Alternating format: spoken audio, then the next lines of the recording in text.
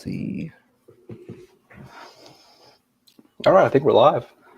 Oh, yeah. Okay, cool. So I want to start with this because I know you wrote about it on your website, racefortheprize.com, which you can see right there. We're not going to start with Carl Long, are we? No, I love this $15 GPP. If anybody's been critical about payouts and contests, it's been me. But I love the field size. I love the entry fee. I love the payout structure. Like I know we came to the same conclusion. We were like, wow, if I play my cards right, I can win this contest. This is one that I'm very comfortable with. I really like this contest. Yeah, there's definitely weeks, especially the last couple, where the player pool is really small, and it just worries. I don't know if it worries you, but it's easy to get down and say, well, if I've got 150 entries, it's a huge advantage because they can cover all their bases. They can cover the guys in the back. They can cover the guys up front. That's hard to do. There's a whole set of drivers you can see that could possibly lead laps here, and there is a lot of value. You can go with 4 big-time drivers and 2 value. You can go with 3 and 3. There's a lot of different builds, so I think anyone can always win, but the odds are a little bit more in your favor this week. Yeah, let me go ahead and just get this out of the way that I have ownership to Hemrick, Jones, Cindric, Allgaier, Haley, Jeb, and Harrison Burton. You got Jeb? Annette, Barry, Gregson, Brown, and Allgaier. So I'm going to be talking absolutes here when we talk about certain drivers, if they're good or bad. But I have ownership to everybody inside the top 10 right now in lineups. But I haven't messed around with it yet, but Haley probably going to be no for me. Burton probably going to be no for me. Annette and Barry. I could see Barry. You can make a justification for all of them, but I don't believe there's a lot of evidence. It's not as strong a case. The case for Allmendinger is much stronger. The case for Cindric is much stronger. The case for Jones is much stronger. There's some things that we can say, but it's almost conjecture at least for Barry. Annette, we've got a decent amount of sample size. Haley, I think if you're playing Haley, you're leaning on, the colored cards are amazing now. Well, maybe. I don't know about Burton. Where do you want to start? You want to do the top guys? I guess we'll start with the top guys, or you want to do the top guys? Answer questions to start out? Or I know we had somebody, we had Sterling asking about Myatt Snider right off the bat. I'm not a big fan of the play. Not great in RCR last year. I did go through his laps. And at one point, he had reached the top 10, but then he faded back. I believe it was the Phoenix race. So he wasn't terrible. He runs in the teens for most of the race. If you want to look through the spreadsheet, look, he gets up to a high as 11th on 46. And then he fades back, gets right back up there to 13th. That's good again. Gets as high as 10th on lap 91. He's running inside the top 10. He's running really well right there. Right, that's where I see the wall. Then he goes back and finishes in the teens. So his finish is a lot worse than probably his running position. 91% of the race, he was inside the top 20. How many laps did he run inside the top 10? Just 27%. I say a top 10 is doable. Maybe he creeps a little bit forward, but I don't know if that works. Every position past 10, I think you're really pushing it with him. I'm seeing stuff about Star and guys in the back, and I know we're going to dive into those guys later. So I'm trying to find questions that, like Snyder, I don't expect us to talk about Snyder a whole lot. Talking about place differential, is place differential worth going through? I would much rather lean to guys that I think can lead laps. The only place differential play that I still have a lot of, if you want to count Ty Gibbs in that, and Alex LeBay, those are the only 2 guys that are place differential plays that I like. I put my place differential. I think I'm green. Ty Gibbs, Herbst. I'm not going to get there. Maybe there's some cash build. I haven't really messed around with builds, but I just don't think that works at all. You're spending way too much for what is not even a guarantee. So I don't think it works. Sieg is interesting, but that's, again, if you're playing Sieg, it's either it's a fade Ty Gibbs lineup, whatever. But if you're playing Sieg and Gibbs, that's probably too much money to pour into place different. Even though I believe the optimizer last time I ran it said to play them. That might not be a terrible cash lineup right here that we have. Allmendinger, Allgaier. And if you don't like those guys, you can pivot away easily. And you've got Gibbs, who's safe. Sieg's probably pretty safe in cash. And then you're just going with the cheapy Perkins and the cheapy Star. That's not a terrible cash lineup. I'm probably not going to play any cash. But, Sieg and GPPs for me would be just fading off of Gibbs. And I guess that's really it for expensive place differential. Yeah, let's talk about Sieg really quick. So my lineup's not that I'm playing, like the optimizer is liking him around 30 to 40%. I feel like if you're hand building lineups, you're in on Sieg a lot. Like the ones that I hand built, I would always end up around that 8K range, right where he is. And I would imagine people are just going to click on him because they see the place differential. So I think he actually gets higher ownership than really anybody's expecting, I don't think he's going to be an optimal play. He needs a lot to happen, but I think he's going to carry a lot of ownership. He's safe. He'll carry a lot of ownership. If you could just find a way to get $1,000, now I know it's not always easy to find $1,000, but 55 points is probably his ceiling. Maybe he gets up to 60 points, but there is a hard ceiling to him that he will not break through. If you can find a couple extra $1,000, these guys in the 9,000s can lead laps and hit 60s and 70s possibly. So you really limit your lineup with Sieg. It's safe, but I don't know if Sieg will be. If Sieg works in the optimal lineup, there's going to be some crazier stuff that happens. Not saying don't play him, but he's more of a pivot and hoping for wrecks and chaos because there's just too many people up here that have the opportunity to lead laps, run fast laps, get a top 5 finish. I think they're going to score more, be more efficient. You're going to need them. Yeah, I agree. The last question we'll look at before we start breaking down the actual guys is let's talk about the PJ one. Do you want to go first? Do you want me to go first? Sucks. Yeah. I can't sit here and say, well, this guy's going to be better in this, or it really helps the lap leader. In traffic, they seem to move pretty well. Restarts it's really tough on the bottom now. But you get to choose, so it's up to you. You saw Noah Gragson continuously pick the bottom and have bad restarts. That's on him. Gambling, it never really worked out, but from a race fan, I don't like it. Yeah, I don't like it either. They put way more down than I thought they would. Although Goodyear, Arizona, where I want to move one day, is the city directly where the racetrack is. It's really, really cold in Phoenix this weekend. It's 54 degrees right now in Phoenix. It should be around like 57, 58 when the race goes. We know the PJ1 doesn't typically like colder weather. It takes a lot of time. It's got to warm up, so that's strange. So maybe it only comes into play late in the race. Yeah, so I was thinking maybe that's why they put so much down, expecting it to be cold and needing as much as they need, or needing more than usual. Also, turn 1 and 2 had constant crashes yesterday and constant oil all over the place. They put so much speedy dry down on the track. Nobody ran up there in the ARCA race after those wrecks, so I imagine the first time somebody goes up there, we're going to see a lot of... Well, they'll go in there off turn 1. I know, and they're going to do it. Yeah, I don't know if it's going to be good. Let's talk about the Dominators first, or lap leaders, as we like to call them more. Who is your favorite? I would imagine it's AJ Allmendinger. Yeah, before we do that, I do want to mention that I just realized that Awesimo's doing their shows at noon. I had no idea. So we've scheduled this mainly based around my son's nap times when we moved to 12:30. I don't know if I need to apologize. It's probably worse for us. We probably lose viewers. I don't think it's a big deal. People can just watch the replay of this or watch the replay of that. But I do want to make sure that it's the only reason we're at 12:30 at the same time, just it's nap time. So we're not trying to get into some Monday night wars or something.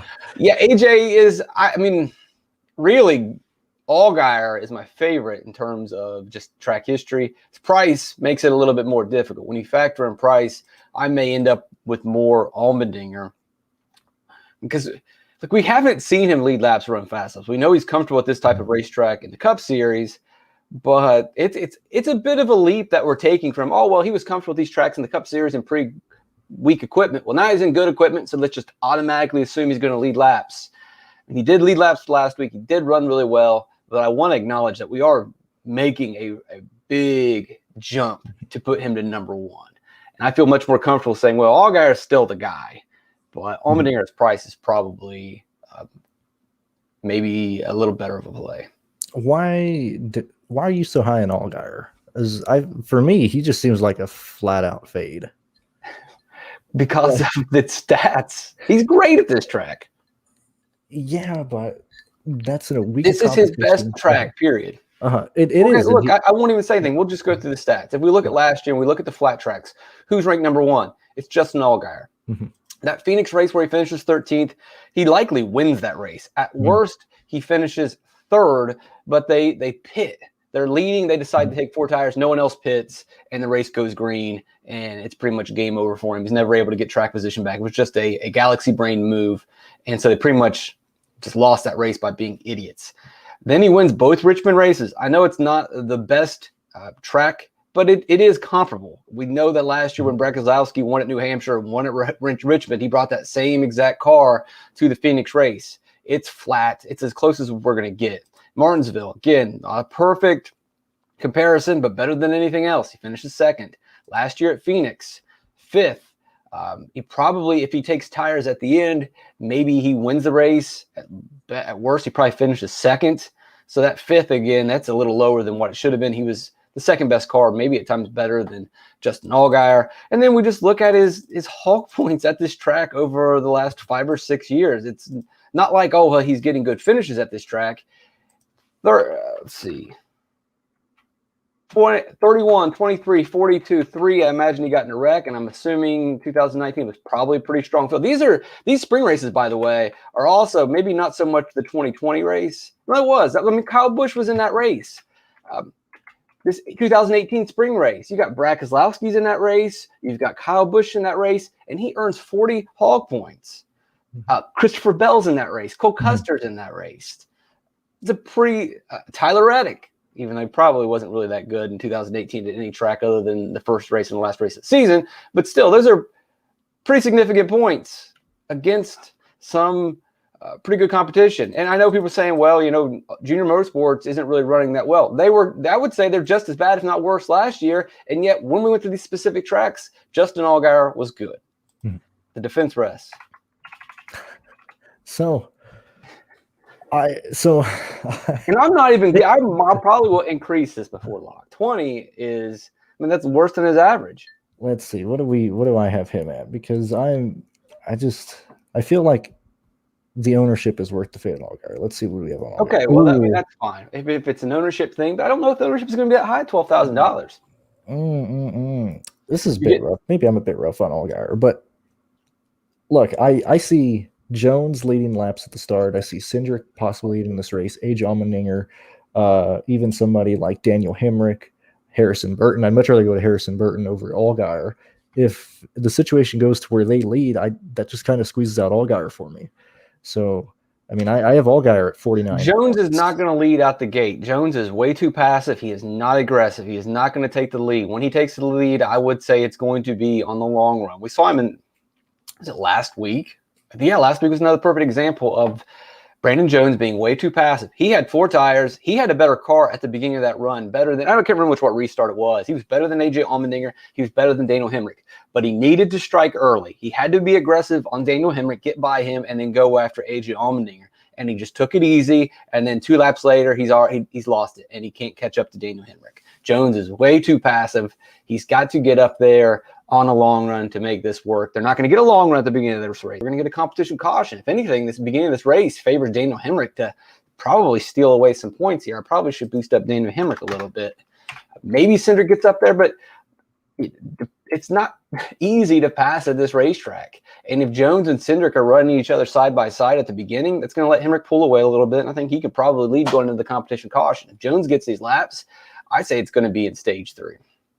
And that could be where Justin Allgaier is in control. I think I just don't like the build with Allgaier. I don't like the places you have to go. I mean, unless you like Star, and we'll talk about them when we get down there. I just don't like the people you end up when you end up playing somebody like Allgaier with other people. I mean, it's not as bad as last week, though, and it's not as bad probably as the week before. We'll get to them. We can make some pretty reasonable cases for all of these value guys. Much stronger defenses than in previous weeks, especially when we look at Cup Series. Some of our punts and cups are just blind guesses. Yeah, I mean, I can understand. Allgaier's price is going to hurt, but to me, there's enough value. There's enough history. I'm going to trust him. So let's move off Allgaier. What are your thoughts on AJ? I think AJ is going to lead a lot of laps here.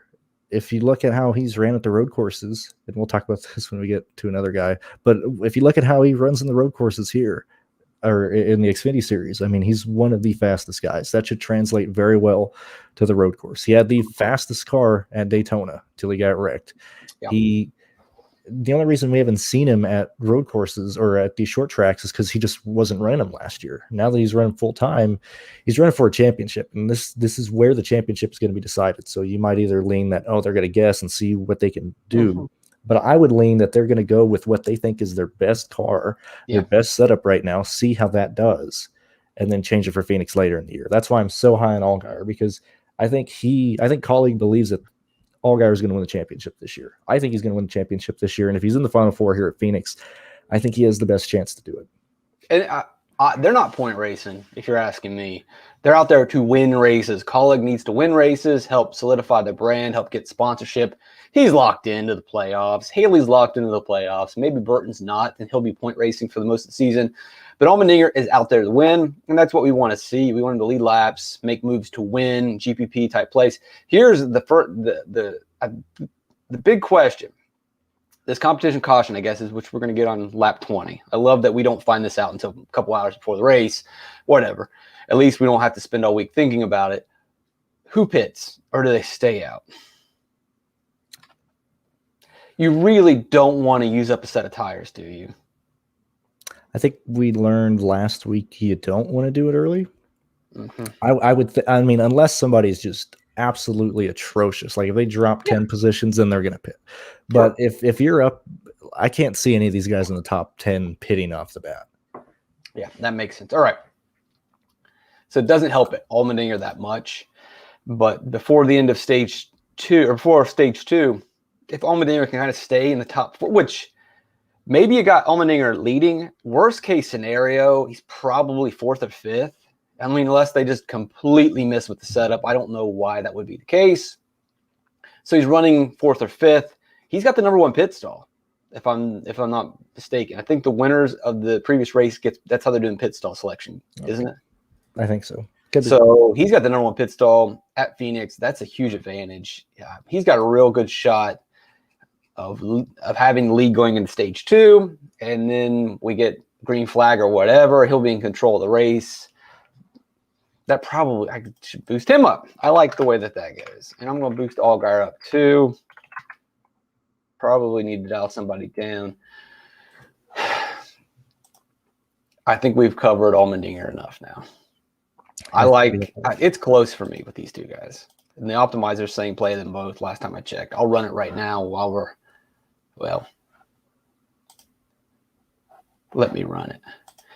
Well, are you running? Tell me about your thoughts on Hemrick. Well, I was going to say the pit stop selection or the pit box selection, the 18 has the first pit stall. How is that the case? And I don't know. Are they doing it different in the Cup? I could have swore Bob Pockra said that the winners of the previous week are going to get the pit stalls. How are we? Oh, Allgaier was among 2 pre-race failures last week, so he lost pit selection. Yeah, but Allgaier didn't win, though. Yeah, but he failed pre-race inspection twice. I'm not saying Allmendinger. Allmendinger should. I mean, I guess Allgaier's gonna have a terrible pit stall. That's fine. That's not Allmendinger. Why isn't because he failed last week? That's why he lost it. He failed. Yeah. And that is not the look of. My point is proven. It's when I look at like with Logano. You know, when you're on Mount Everest and you see how far down you can fall and die. It's like, man, I'm going to fall and die because I'm not playing Logano tomorrow. You're crazy. We'll change your mind by the time we can't. Not want to spend any time. That's going to be a lengthy discussion. It shouldn't be a lengthy discussion. It's very similar to the Allgaier. Yeah. I mean, every box. And if you're honestly just not playing it because of ownership, well, that's it. Like, I can't convince you to play him based on ownership. Yeah. Let's continue on. Let's see. So right now, that's pretty cash right now. I think I would try to. We'll mess around with this in a second. All right, Hemrick. What are your thoughts on Hemrick? Hemrick has the best chance to lead up until the competition caution. If he enters turn 1 correctly, now if he slides up the track, it's over. It's all Cindric. But if Hemrick can get out of turn 2 fine, he'll be fine for the first 20 laps. Well, he's going to have he'll probably start on the outside, he'll probably start on the bottom, get a jump, and then slide up. So then Jones be up top. Cindric's going to be on the bottom. That's going to be hard. Really puts AJ in a good spot if the PJ1 is working. he's going to jump to second place. Mm-hmm. Yeah. Well, maybe not. I mean, so Hemrick gets to choose the top, right? You get to choose. Well, I think if I was Hemrick, I'd choose the bottom and just. Yeah, he's going to take the bottom. Jones will be up top. So AJ might maybe move up to third. He's not going to move up to second. And Cindric probably is going to be the odd man out here. And he probably won't do anything before the competition caution. No, I see Hemrick as a late lap leader. Like I think Cindric or Hemrick, or both their names. I'm going crazy. Hemrick leads at the beginning. I don't know if he ever gets back up there again. Correct. Maybe he's going to restart up front. Well, probably will restart with the lead, but I think at some point in stage 1, either Jones or Allmendinger runs him down. I think Hemrick leads the first 20, maybe 25 laps after the initial restart. And then we see Allmendinger, Jones, or Cindric pass him after that. I would give more win equity to Cindric, but I don't think he's going to lead right off the bat. I think Hemrick has a way better chance of leading within the first 2 stages and not winning the race. Cindric had a really good car last year. Unbelievable. I find it hard to imagine he's going to have as good of a car typically. And again, this is a little tinfoil hat, but I would imagine they pretty much bet the farm on those championship races and bring the best possible equipment they can. I can't imagine he's going to have a lightning fast car.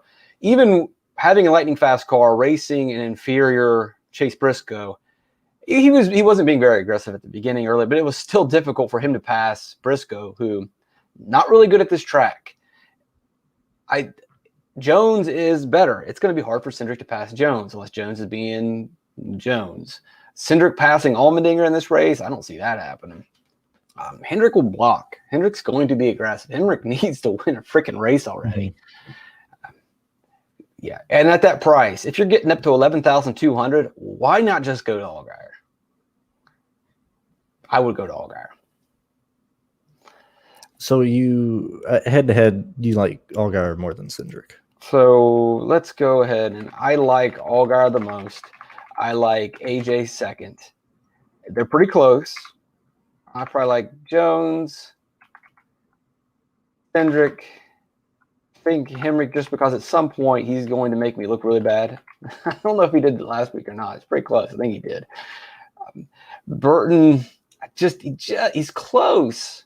I don't think he's there. JGR was really good at this track last year. I loved him last year, and it's like a 6th place car in that championship race. Now maybe that was because he was a non-championship contender. Everybody else had really good equipment. I don't know. That's possible. But then that's kind of where I would put it. Where are you going to make your changes? You're going to switch AJ to 1? Yeah, I'd put AJ to 1. I'm sorry? Who are you going with 2? Probably throw Allgaier in there. He's probably a second. I know you were looking. There you go. I'm just not playing him because I'm hoping Allgaier shows up. Probably actually Jones, then Harrison. Harrison. I see. I thought for a second that you would put Jones as your number 2. We've wedged you. We've pushed you to Allgaier. We're gonna get you. No, I'm not playing him. I know I'm not playing him. I am. You gotta play him. I'm not playing Justin. Look, I hope other people are saying, "Oh, he's too expensive." Blah blah blah. Good. 5. Who are you going with? Cindric, Hemrick, or Gregson? I'd probably go with Cindric. Yeah. Hemrick? Probably next.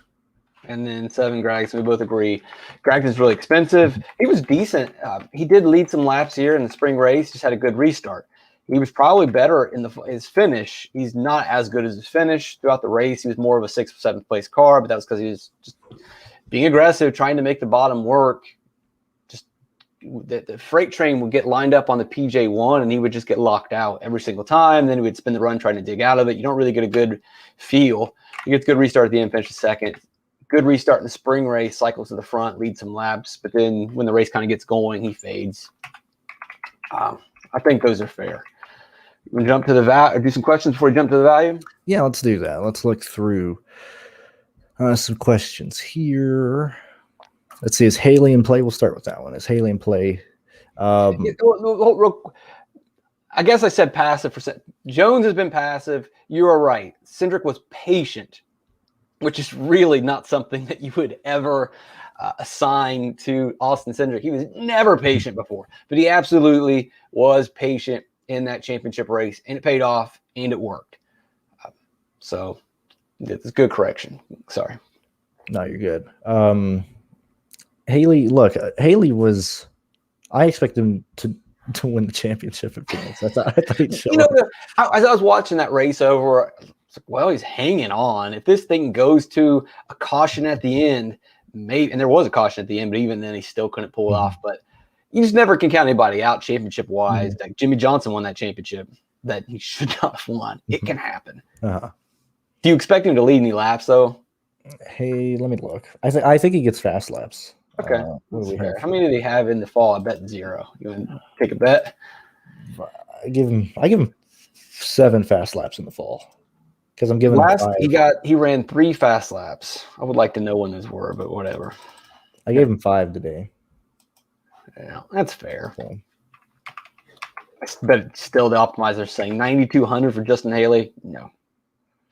I would much rather find the 300 and go to Jones, who's had a lot of success. I mean, he talked in the fall race about how he took 3 pages of notes preparing for the Phoenix race by watching Kyle Busch. You probably should have been doing that your entire career, Jeff. Why did it take him this long to be like, hey, I maybe should study this racing thing instead of jumping in the car? Rich kids, what are you going to do? I know. That's why I got to support my man Ty Dillon going through a lot right now, you know? Just kidding. I don't care at all. We're not going to bring that. I just... whatever. And I can't, so it's enough, the whole thing, and I'm not going to offend anybody by saying my point of view, but I'm a little disturbed that they're raising money for Ty Dillon to get in a car. What are we doing? There's a GoFundMe for Ty Dillon. What has the world come to? It's a meme. It's now a meme shirt, man. Rich people. It's a meme.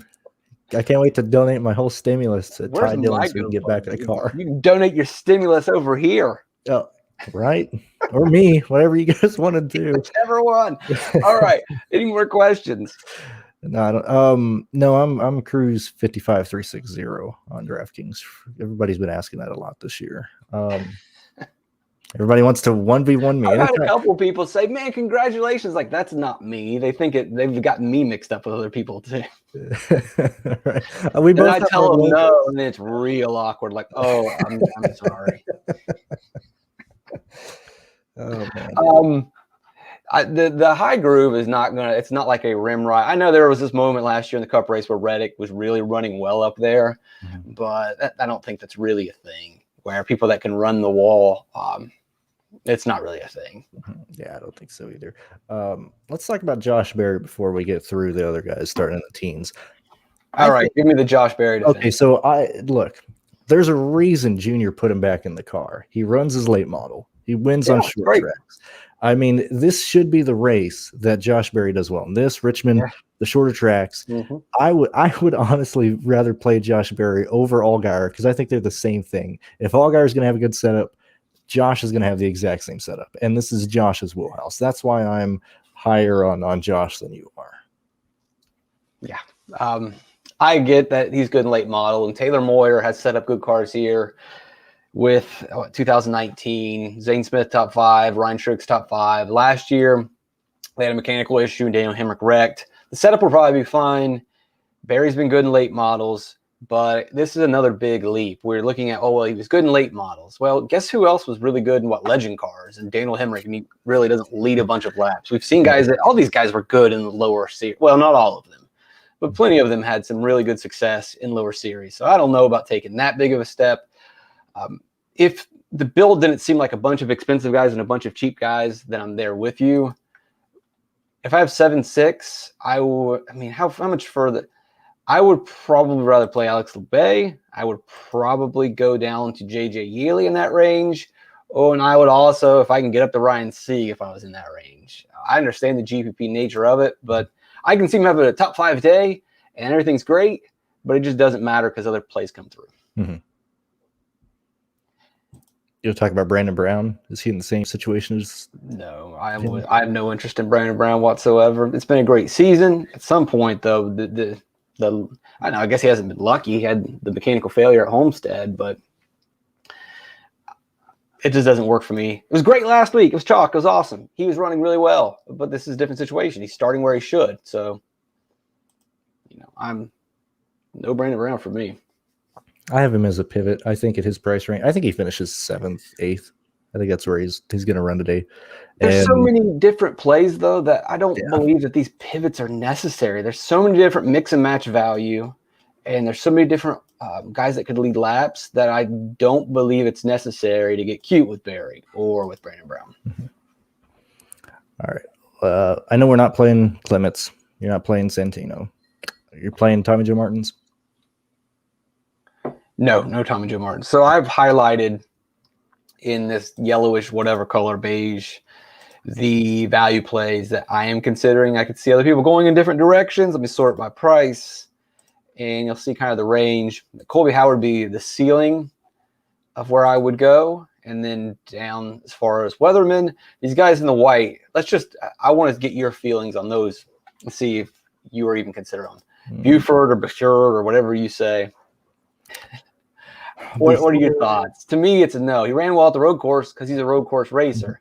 Everywhere else, I'm a wait and see approach. So I thought I'd get way more Jade making lineups. Like I just even when I have him projected out, he's not getting my lineup, so it's got to be a no for me. I thought I'd be going to him a lot more. Mills, I have no interest in Mills. I know he ran well at Richmond last year, but he also ran terrible at Phoenix and Martinsville, and it's just they're having a lot of mechanical failures. I think the only time was maybe last week Jesse Little's car didn't have something go wrong. BJ McLeod's cars are really not in good shape. You're on a West Coast swing. You don't have practice. The likelihood of more failures, more problems, it exponentially grows. I'm not on Mills. We got to remember, Matt Mills didn't have a mechanical failure. He blew a motor last week as well. So that's even worse.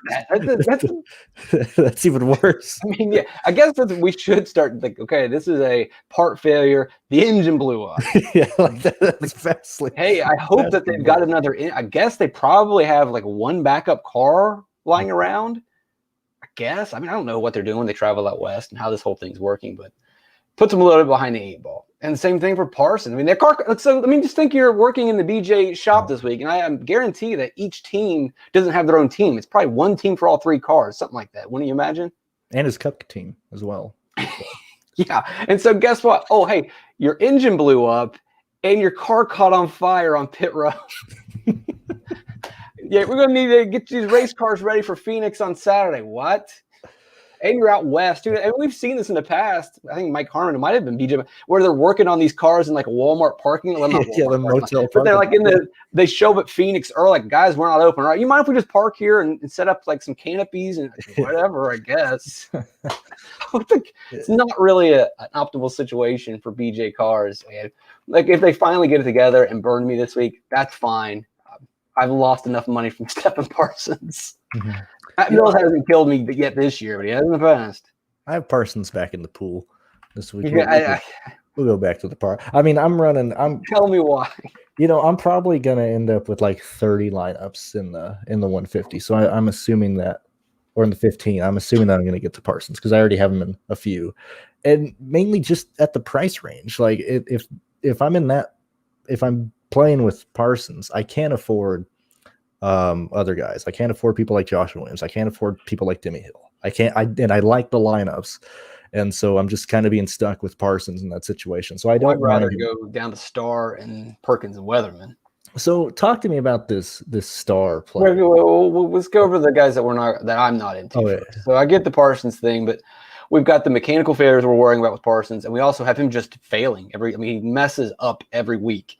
And so he might be able to overcome some of those mistakes. Probably not. Probably going to burn tires, putting himself in a really big situation where he needs a bunch of breaks. Like last week, Curry got all those lucky dogs. None of them went to Parsons. But even if he does get those breaks, he still has to outrace a lot of these value drivers. So let's say that things go his way. He still has to outscore Starr and some of these other guys. And a lot of things have to happen for Parsons. I think. And he has to not wreck, and he needs not to fail. I think another reason why I go to Parsons is because there was a couple times last year, and in 2018, Parsons ran the race, but he wasn't on DraftKings. He wasn't priced. He was either late entry or whatever, and he would kill it. He'd run like in the top Decent finishes. He finished 24th at Martinsville, and that's where he ran the entire race. If you get a 24th place finish out of Parsons, that's fine. But I also believe that you can get a good finish out of David Starr, who finished 16th at Phoenix last year. Kyle Weatherman, who finished 17th at Phoenix. We're not looking at some race that kind of compares. We're looking at the very racetrack just a handful of months ago. We'll talk about those guys in a second. If I could see squeezing Parsons in, but I'm not going to do it. Okay. Enough Parsons. Landon Castle, no for me. Can't do it. The car just doesn't look very good. And even when this car is really good, and it has sponsorship finally this week, which is not a good sign. But when you get sponsorship, 12 hours before a race, that's not a good sign of a steady, strong program with a lot of funding. And it doesn't look like a steady, strong team with a lot of funding. And 20th, 25th might be pushing it for Castle these days. Martin's too far to the front for me. You agree? I agree. These BJ McLeod cars are what they used to be, 27th place cars. Sometimes they had big home run days, but overall they were 27th or worse. Are you thinking about him? No. Graf, same thing. Graf, if you look at he halfway decent. It's kind of surprising. He was running his rating rank or average, juiced up average positions, 21st. That's not bad for Joe Graf at Phoenix. But that's not going to work. And then Bean, maybe he'll pull out some magic occasionally at these intermediate tracks. I don't see him pulling any magic at Phoenix. So I've been in some lineups in lineups where I just wanted to use all the salary. Like if I'm using Bean or Weatherman, it's because I'm maxing out 50,000. I have some Weatherman as well. But I like Weatherman. All right, let's start from the top of the list, and we'll go through. Some of these you might not like, but I like Colby Howard. He's probably too expensive. I would say he's going to be the lowest owned because he doesn't offer a bunch of place differential, and he's kind of expensive. But he was pretty decent in this race last year. He finished 20th. His rating rank was 20th. If you look at his laps, they were slightly better than that. I think he ran 69% of the race inside the top 20. Now, some of those laps were 20th, but he was on the other side. It's reasonable to believe that he could have 69% of his laps were inside the top 20. You see him running in 19th, 18th, 17th, 16th. He didn't really catch any breaks. He didn't catch any bad luck. He finished where he ran. He could easily get to 17th place, and it would be kind of close. But go to the spring race. Go to the spring race laps. I haven't liked this because I'm not getting to Howard. But Aurora, that might be his very first race ever. But is that the one where he was running in the top 10 at one point, then wrecked like 3 laps later? Everybody was talking about. That was the Phoenix race, wasn't it? It was either. I don't remember. It was Bristol where he had a couple races last year where he might not even have been in this race last year. Was he? He finished 34th. I could have swore. Yeah, he's on here. Okay, so I believe this was one of his first races. And I'm pretty sure it was that Bristol race where he's running towards the front. Yeah. Okay. I believe this was one of those. There were several like super chalk weeks. He was like $4,500, and he started 34th in the JD Motorsports car when we jammed him in, and he didn't finish. It's risky, by the way. I'm fine with it. I would rather play Jade. If you're in $6,000 and you want to play Howard or Jade, I'd much rather play Jade. Oh, well, I don't think that's even close. I don't see what tells you why would Buford be able to come in? Why was the car going to be set up? And how's he going to run this funky track for the first time and be good at it? Well, he's a road course guy, and if I'm in this range, I'm going to play the place differential here. This is a place differential play. Howard's raced this track before. Has a setup to build on, and I don't know if the car's better or not. Remains to be seen. It's a toss up of what car is better. I think Jade is better than we're giving him credit for. That's just me. I'm not playing him, so let's just continue. We're wasting time. Josh Williams is there. I probably won't play him, but I could listen to it. He can have a good day, not matter. But I wouldn't complete. He's about on the fringe. If Parsons is the first guy out, Williams is probably the last guy in, and that's about all I can say. He's run well here. End of the day, they're probably better value plays.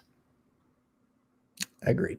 All right, Bailey Curry, I'll let you go ahead because this is the guy that you're always in love with. I don't like him this week. I like him. Why not? Because he's starting 29th and he's $5,900. I like him when he's whoa. $5,900 for Bailey Curry is affordable.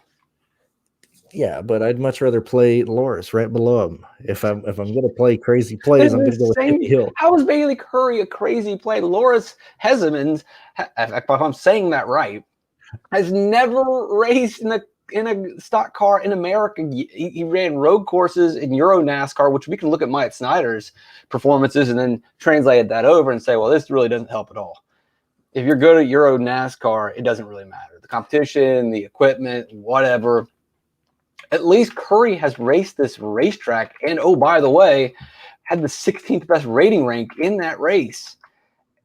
And you look at his other flat track races: 15th rating at Phoenix, Martinsville, 19th at Richmond, 21st in the first Richmond race. He's got sponsorship. The season hasn't. He had mechanical failure at Homestead, or no? What happened at Homestead? Mechanical failure. Yeah, every part possibly went wrong. Last week, he had another issue at the beginning of the race. Gets failed. Mike Snyder ran into the back of him. And he had to go behind the wall, and then gets back on the lead lap, finishes 22nd. If bad luck doesn't happen, I don't think a 15th place is out of the question. And he was running in 15th last week, right before that happened. So he was a top 15. Yeah, there's a reason why Mike Snyder was behind him. That was because Bailey Curry was ahead of him. But I let me see what Harmon cars have had.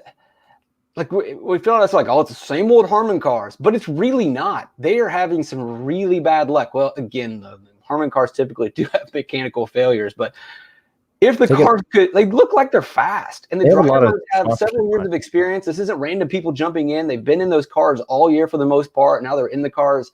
The team's building. It feels a lot like the Tommy Joe Martins last year. Just once Tommy Joe Martins got the bad luck out, he was a decent team at the end. So Curry and Williams, or not Williams, Curry and Weatherman always flip for me week to week, depending on what their prices is. Like this week, if I'm playing one of these guys, it's going to be Weatherman. That's just how I'm going. I don't see a reason to go to Bailey Curry. There's a whole list of them. I understand. I mean, we could go through them all head to head, and we probably will. I don't think Hezemans is a bad play. He's fine. I believe point wise, I've got him pretty much neck and neck, and Hezemans could finish better than 25th. This is the RSS car. If you go to racefortheprize.com, you read my weekend notes. I wrote about, what has this specific car. Now, I don't know for sure if this is the 93 or the 38, but I'm just assuming this is a secondary seed car, which was decent. When the seed cars would run and not park, they were on the edge of the top 20. So I believe the equipment's going to be fine. Again, he's not going to come over to America to run garbage. So they're both fine. And look, I get that we're kind of debating scrubs, but they are scrubs, but they are a vital, crucial part of our lineups in the Xfinity series. They are all. If we were playing NBA DFS, and people would probably get crazy if we spent this much time talking about $4,000 punts. Just some bench player. Yeah. This is the process in Xfinity. We have to go through these. They are scrubs. I get it. But one way you want to look at it, and this is what always Tommy Joe Martin said, is like there's a second race. There's a second race going on with Tommy Joe Martins and Bailey Curry. And those guys are competing with each other to see who can finish the best among like the second tier. It's almost like a European soccer league secondary. It's really unofficial, but there is a second race going on. I think Loris is going to do extremely well because I believe they run H pattern shifters with those stock cars in the European side. Like, I would much. He's going to go down to third gear like Justin Allgaier does. I don't think about that, but a lot of people. Well, they do that though. I don't think they. I mean, they have. I think they've changed the gearing because NASCAR don't like that. They're like, oh, how dare you? I'm sure Allgaier was doing it last season. How dare you get pushed to pass in these cars? We're not IndyCar. What are you doing? It's coming. It's coming. I don't know. We get pushed to pass or turtle shells first. Yeah. I'm betting turtle shells. Timmy Hill is on the board for me. What do you think? I can't do it, man. I can't. Why not? You don't think he's running it?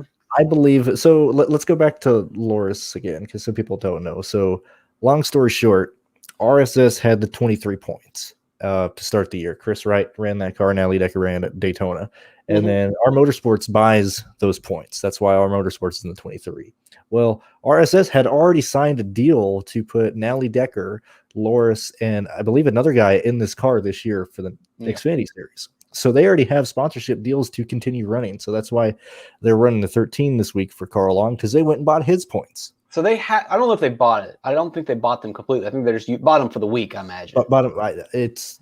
I think they bought them for, or they charged it for other weekends as well. Yeah, such ridiculous. But I get, like, when they decided to sell these points to Hour, I know they had to, like, all right, we're going to sell you these, but we got to make sure that we've got these other weekends lined up. So it's probably already all mapped out, which is good for Carl Long, which means more money for Carl Long. But what's that have to do with Timmy Hill? Why are you not playing Timmy Hill because of that? Because I was going to say, if I'm playing anybody out of this stable, if Loris has sponsorship and he's going to run, I don't know if Timmy does. Like, I think Timmy's in a second. We'll rank him in a second. But you agree he's in the pool, or is he not even in your pool? He's not in my pool. Why not? Look, I don't like David Starr either, but I'd much rather play David Starr over him. I'd much rather play Pearce. We're going to rank them in a second, but why does he not even get into the pool? I don't think he finishes any better than 25th, 24th. So 25th would be 5.6x, which means he could possibly work if some of these other guys don't. I'm not saying he's the number one play, but if you're mixing around, and if I'm going to get cute, I would rather go cute with Timmy Hill than go cute with Josh Berry. Cute Timmy Hill, there's not a lot of risk. Oh, well, I only score, 25 points instead of 30 points. I'm still cashing, and he's not taking up any salary. If Josh Berry is just okay, you're probably not going to end up cashing. All right, let me defend Timmy Hill. So we both believe he's going to run, though. I think that's the big point. He's not going to park. I think they have Las Vegas Net back on that car again. They do. And that was on early in the week, but that's what Chad Fincham had. I would love to see them have a hood sponsor. I don't think they will, but they've got money coming in now because they're only running 2 cars this week. They only have to have a team pit stop doing the crew for 2 teams this week. So you're going to save some money running the operation as opposed to running 3 cars. And they ran this race completion, and typically we see him. You look at him at Phoenix, he hasn't parked. Maybe there was one park. I'm not sure. It might have been a really legitimate failure. You run the laps at these short tracks because you can pile up the laps at the end of the season. That's where you get the money bonus. The place you park is like we saw last week where it's officially on the halfway point. He just pulls down pit road. I think they run. It's not a for sure. Gun to my head, I think they park halfway through. Why? You think they're going to park halfway through? Because they have the guaranteed money from RSS. Like they're not needing to. Like if they park, it's going to be like halfway through again. I don't. Oh yeah. I mean, I get that. And they're pushing David Starr so freaking much this week. So who's pushing him? David Starr. David Starr's pushing David Starr. Imagine that. This is another thing. I don't know about Vegas because I haven't really walked around Vegas in a long time paying attention to the Whataburgers around the area. But Phoenix or Arizona is an actual place in America that Whataburger is in.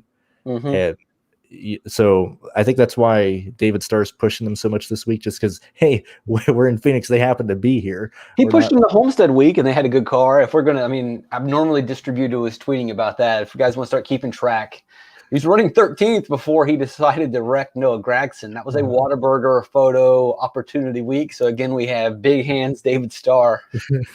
Look at his hands. Come on, man. Look at his hands. The results were good last year. Finished 16th. His driver rating was 17th. So clearly Carl Long knows what he's doing in terms of a car. And we know that they have sponsorship. They had kind of a so-so week last week. It wasn't terrible. A bunch of different sponsors in the car. So we've seen really good Starr at Homestead, even though he really was just good in stage 3, but he still was running decent. Starting 37th, 5,300.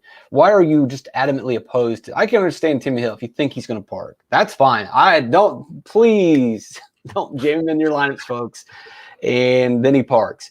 We'll rank them in a second. And when we see the rankings, you'll say, okay, maybe you're not that confident in Timmy Hill. Why? What is it that you don't like about David Starr? Take Loris Hezemans out. We know that you like Loris and this European guy. Why not David Starr? If both guys run well, I would think Parsons will rival him for less ownership. You are crazy. Why? I don't Parsons believe. has never raced this track. Like, maybe he has a truck race. I think he's got a truck race at this track. He's never raced a low downforce car here, and the last 2 races in low downforce equipment, he's looked a little loose. A little loose. I mean, the guy is set your clock. We're going to be 5 laps in. I mean, what do you think the odds are that Parsons is the first caution again? He's going to be the competition caution again. Oh man, I don't know what it is. I'm not feeling. I think it's David Starr chalk week. I will say that everybody's talking about David Starr. Fine, I don't care if everyone's playing David Starr. Like I'm not going to have him 100% my lap. So he started 29th. He drove up quickly to 25th in the fall race. Gets work. Drives right back up to 21st. I mean, he's passing cars. That's important. He's running in the top 20. He's staying in the top 20. 13th to close out stage 2. It's kind of impressive for Carl Longcar. It's not like Carl Long got championship race funding. Was he in a Carl Long car last year at the end? Wait, this might be the Rick Ware car. Yeah, because I think that's the Bobby Daughter, right? Yeah, look. You got that? Oh, man, that changes it a little bit, doesn't it? Yeah. We'll look and see. I'll look. Who gets to it first? Well, I might die. I mean, I don't think I have him dialed up that high anyway. What do I got him finishing? But yeah, that does hurt. I mean, that does seem like a typical finish for a Bobby Daughter car. Yeah, David Starr was in the 07. That hurts. That hurts. Glad we caught that. Let's see. What did the Carl Long cars do? Carl Long, we got Timmy Hill. Park? No, I'm looking at last week's race, not last year's. In the fall race, Timmy Hill finished 23rd. That's not bad. Stan Mullis. Stan Mullis even managed to finish 28th. in 20. Stan Mullis with the 28th. That's not bad for Stan Mullis. Stan Mullis is garbage. And then what do we got? Where's Fincham? JJ Yaley finished 26th. It's not bad. Where do I got him? So typical 25th place Carl Long car. Let's see. Where do I got Star at? 22nd. We'll dial that down to 24. All right. And then I'll run the optimizer. You guys want to keep him pumped up? That's fine. You can make a copy of the spreadsheet. But yeah, I definitely had him much higher. Oh, no. Yeah. That car was good. All right. And then let's talk about Perkins. You hate Perkins. Go ahead. Give me your Perkins rant. So it's not that I hate Perkins, but people are talking. Did you see what Ty Gibbs did in his first start here? Did you see what Brett Holmes did? Brett Holmes is a good driver. People being stupid isn't a reason not to play him. No, I'm playing Perkins. I like him, but I'm giving people expectations. Like he ran the Caden West series. Yeah. Like, come on. That's a joke series. I didn't even bother looking at the tracks because when I saw, it's 11 cars, I don't even want that data. I don't want to count those wins.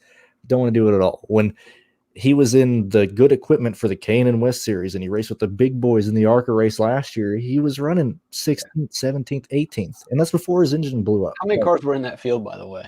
30, I think. Let me look. Not bad. That's bad when you're David Starr. The opto is still going Davey Starr, even though I've taken him down to 24th. It feels a lot like Brent Holmes. Does it? Maybe he's not quite. I don't know. I feel like this is at least with. So one of the things with Brent Holmes last week, for the people who I'm not assuming everybody here remembers Brent Holmes from last week, the ARCA kid had one win. Now that was a true ARCA bigger series win. Did you watch that race yet? With Brent Holmes, yes. He was running well. He's doing well. If we get that out of Perkins, I'll be definitely satisfied. Yeah, I got the notes up at racefortheprize.com. Come on, man. Okay, come on, man. Previous note races, you can see. Yeah, I watched it. I don't think it was as crazy as there was one big wreck. But you take that one big wreck out, it really wasn't that crazy of a race. Yeah, and some people had failures. People made mistakes. But, it was crazy, and basically everybody liked just ran poorly. It didn't work out. Anyway, I think it's Brent Holmes. It's the same thing. Decent in ARCA. This equipment's probably, I trust it. Now, maybe Brent Holmes was in a GMS truck, but they had never raced it before. We know that this car has been racing every single week. The team has been working on this race car every single week. The same crew has been working on this race car. The only new variable is Perkins. And, you know, he won a road course in the ARCA West series, probably against 8 people, but he still was able to hit all the points, nail all those flat turns. He's 4,700. I like it. I don't know if the optimizer says you need to go down there, but if you do, it really opens up your lineup. I like Perkins. What total points do you have on Perkins this week? 31? I have him at 30. Yeah, that's good. That's over. I mean, yeah, that's good. Awesome. I look, it's because I got questions throughout the week. They're like, "Is this Ty Dillon or Ty Dillon? Is this Ty Gibbs?" I was like, "No, he's not going to win the race." Brent Holmes, man. So I like Perkins a lot. But all right, Kyle Weatherman. Yeah. Weatherman ran well. He finished a lot better than where he ran, but 23rd average rating last year at Phoenix. That's good for a Mike Harmon car. If they don't blow up, that's good for a Mike Harmon car. I'm also factoring recency bias. He wrecked at Las Vegas. Can't really, I mean, look, if Justin Allgaier raced last week, we would say, oh, you can't play in this week. You wouldn't do that. But with Kyle Weatherman, for whatever reason, I wrecked last week, people probably are going to trust him less. Had a mechanical failure at Homestead. He still, I think, look at this. I didn't even realize his rating was that high. They started several laps down. He still was a 22nd highest rated driver. That's impressive, isn't it? Yeah, and solid finishes in those 2 races. I would say the casual fan is going to look at these results and say, yuck, no way. But if you look into the stats, Weatherman's been decent. Now, Weatherman has burnt us countless times, but he's in my pool. Yeah, and Weatherman, you know, you just got to remember he went those laps down because he lost a tire on like lap 4 or lap 5 or whatever in the middle of the pack right off the bat. And he just got trapped laps down. I mean, he ran the whole race. I think Weatherman's an awesome play. I like him. Let's get real cute. What kind of lineup gets built if you lock in those 2 super cheapies, Weatherman and It's Perkins? The winning lineup. Don't do that. What are you doing? And thank you for watching, Taco, but you need to give me some love as well. Toss that man some diaper funds. Yeah. You have the site behind. Everybody can you see. got 1,000 subs, man. I don't want to hear anything from you. I can't get ads. You're going to start making millions off of your YouTube page. Oh, yeah, sure. Off my meme videos about church. Oh, man. I do like this type of lineup. I think it's going to it's really interesting because even if whatever lineup it gives you, you're gonna have so much flexibility. Let me guess: Allgaier, Allmendinger, Ty Gibbs, and you just there's your core right there, and then you just pick whichever. I mean, you can go. All right, I'll take Jones, I'll take Cindric, I'll take whatever. You can build basically any lineup. Hold on, let me try and think of who it throws in. I'd probably throw in JJ Yaley. Oh, I think it's gonna have a lot more money than to do JJ Yaley. It's going to take 4 top tier guys. Well, that's not nearly as fun. Ryan Sieg. Yeah, like that's not any better. Still got $800 left. Can't get up any higher. If you go down from Allgaier, then you can let's lock Allgaier out. Let's exclude him and let's let the real fun begin. Now, while this runs, because we are already really far beyond, let's rank these value guys from Colby Howard down. So basically, anyone below 6,300. Who do you? I'm going to guess who you like the most. I'm guessing you like Hesman the most. Or do you? Is that right? Sorry, I was reading Phil's comment. Ask the question again. I didn't even hear it. I don't understand some of these videos, but whatever. It's your channel, man. Who's your best value play below 6,300? Do I need to repeat? Best? It's going to be Loris. Yeah. Okay. Who are you going to number 2? Or Perkins, between those 2. That's probably what I thought you were going to do. I don't know. We'll do mine next. Who you got next after that? Now, you don't have to do these guys. Like, I don't think some of these guys are in your pool, so that's fine. Who you guys number 3? Who do you have as number 3? I can't wait. I have no idea who you like the 3rd. Because you kind of came around to Curry, but you didn't sound like you were on Curry before. I'm not on Curry. I'll give 3 to Weatherman and 4 to Williams. What about where's Parsons at? Because you like Parsons, don't you? It's not quite there. All right, we're going 5. Probably Parsons. Okay. Anybody else, or is your pool a lot smaller than mine? That's about the pool. Dexter Bean. I cannot believe you're playing Dexter Bean and wouldn't play David Starr. It'd be crazy. My first guy would be, boy, I don't even know. Let me think. Number 1 for me will be, yeah, it's probably going to be David Starr. And number 2 is going to be Perkins. I probably could get Hesemans at 3rd. I'm not, you can obviously tell by the tone of my voice, I'm not that confident about these. I like Colby Howard, but at that price, he doesn't save me much, and I just don't think he scores very many points. Give me Curry at 5. Give me Hill at 6. Did I put Perkins in? Yeah. Give me Howard 7. I'll take 8 Timmy Hill. Timmy Hill just feels like that play that should not. Well, I got Timmy Hill at 6. He shouldn't be 6th. I got my whole thing's mixed up. Let me do it again. You're good. Number 1. Who would I have at number 1? See how confident I am? David Starr, number 1. Number 2. I guess Perkins. People are like, that was. Yeah, okay, I remember now. Hesemans 3. Kyle Weatherman 4. Number 5, Bailey Curry. 6, Howard. 7, Hill. Sorry, I've got my cells wrong. 7, Hill. Hill feels like that play that shouldn't work. But again, that's sticking in my head where other times where there wasn't very much value and he worked. There's just too many other guys that could probably work. So a lot of things have to happen for Hill to work. I mean, he's turned 39th. It could happen. Maybe I'm being too hard. Williams would be 8, 9 for Parsons. I'm much lower on Parsons. That's where I'm standing in terms of value. Stars and scrubs. Yeah, you think it's stars and scrubs, isn't it? Yeah, they're always stars. Well, let's change it. It's high price and low price because there's a lot of good equipment in the 5K range. You know, that's just how it is. Yeah, the words are. It's hard to call. I don't know. I mean, there's the Sieg possibility. There's a LeBay possibility. There's the JJ Yaley possibility. I guess we're going to consider Ty Gibbs a star. But yeah, we're spending a lot and we're spending down. So if maybe you get to 4. What did the optimizer do when we forced those guys? And that's cool. So what we did here was we excluded Allgaier.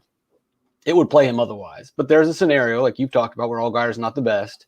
So it takes these 3 guys, which I can believe in. I don't know if I really love Cindric, but you can afford him. You're going to get Ty Gibbs, and then you can get these 2 dudes.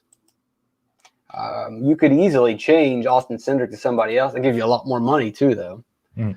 Let's do it. Let's exclude Cindric. Let's see what this does. This will be a fun lineup.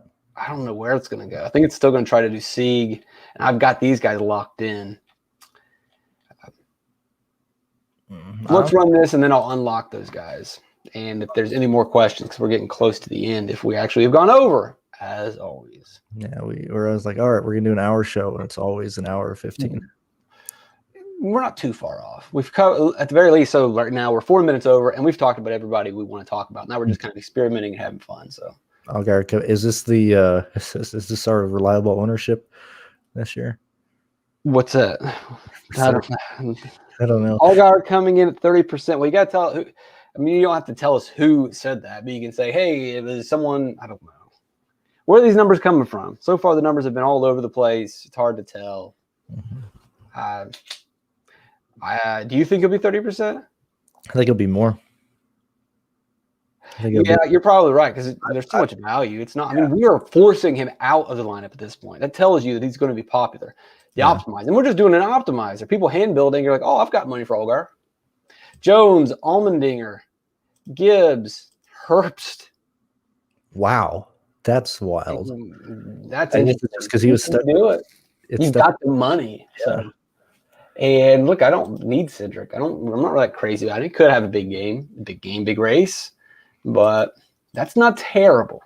Probably isn't going to work, but it's there. All right. Now I want to do one more thing where I imagine now it's going to just spend a little bit, get some better value plays. It's fun to do, get an idea that you can work Herbst in.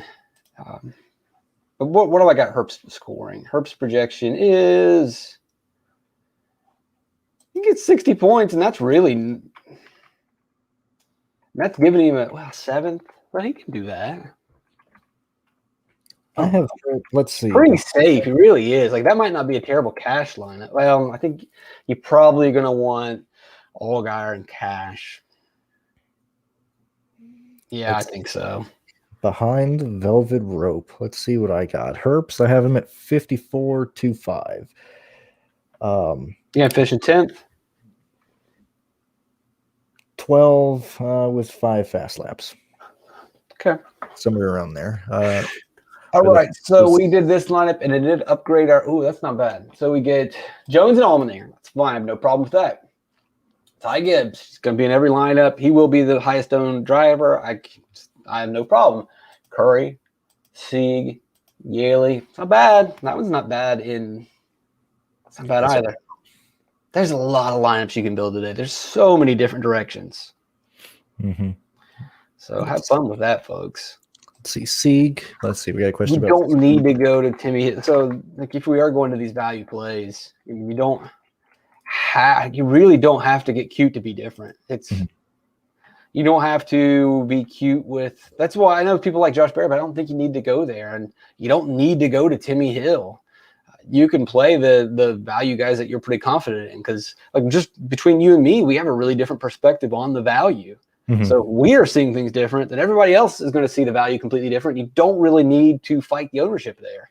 And then at the top, we weren't necessarily in agreement with these guys either. Mm-hmm. So just build a lineup that you like. You don't have to really think all that weird to be different today. We'll all end up on Ty Gibbs. That's fine. Mm-hmm. That's the one where some people are like, "Oh, I'm going to fade Ty Gibbs." Good luck. I was like, yeah, that's the one place, that's good chalk in my mind. Yeah. All right, so I just ran the regular lineup again. It likes Allmendinger and Allgaier. Fine with those guys. It likes Gibbs. It likes Perkins. It goes Sieg. It goes Star. I think that's a pretty fine lineup. Mm-hmm. Probably be pretty popular, right? Allmendinger is going to be maybe top 5 in ownership, maybe top 3. Allgaier will be top 3 in ownership. Probably top 2. I would say Gibbs number 1, Allgaier number 2. Allmendinger might not be the 3rd most owned, but he's going to be pretty close. And then it should be all pretty spread out down here at the bottom. But if this lineup wins, it won't be, you're going to split it. Okay, I got one thing I want to bring up. So this is how we determine how we're going to win this GPP. Who leads laps? You're pretty high on Allgaier, right? Yes. Okay. Who else leads laps in your thing? Who leads laps? So Hemrick's going to lead the first section. Out of the competition caution, we get another restart on older tires. Jones isn't aggressive enough. I think Allmendinger takes over at that point. Okay, we're on the same page so far. By that point, Allgaier's not too far off, and I could see Allgaier being a real threat in stage 2. It depends. Like, that's one of the things you can make an argument over. Like, if these are the two guys battling each other, laps that Allmendinger leads are laps that Allgaier won't lead. And so you could see one, the zero-sum game. If Allmendinger does really well, then it hurts Allgaier. But I think eventually Allgaier is going to pick up some fast laps. He's going to get the place differential. And maybe the pit stall comes back to haunt him. Or it's going to haunt Allmendinger, though. Mm-hmm. Yeah, I could see him losing the lead going in this. Yeah, he definitely will lose the lead. He's going to have to lap a bunch of cars and put a bunch of lappers between him and second place, which definitely could be the case unless we get one of those stupid cautions which happened in the Xfinity Series. I could see Allmendinger then losing the lead going into stage 2 on pit road because he has a terrible pit stall. Allgaier doesn't have a great pit stall, though, either. Where did Allgaier finish last week? Who's got – yeah. I don't know. We didn't spend any time talking about Harrison Burton enough, so that's probably a big problem. I like Burton. Do you want to talk about him right fast? JGR was great last year. He was just on the cusp. He never quite had the best car. That's about what I can say. Maybe he's gotten over that hump. He's going to have Jason Ratcliffe setting up his car. Jason Ratcliffe had some really fast cars with Christopher Bell in the Xfinity Series in the past. They got rid of the grass at Martinsville.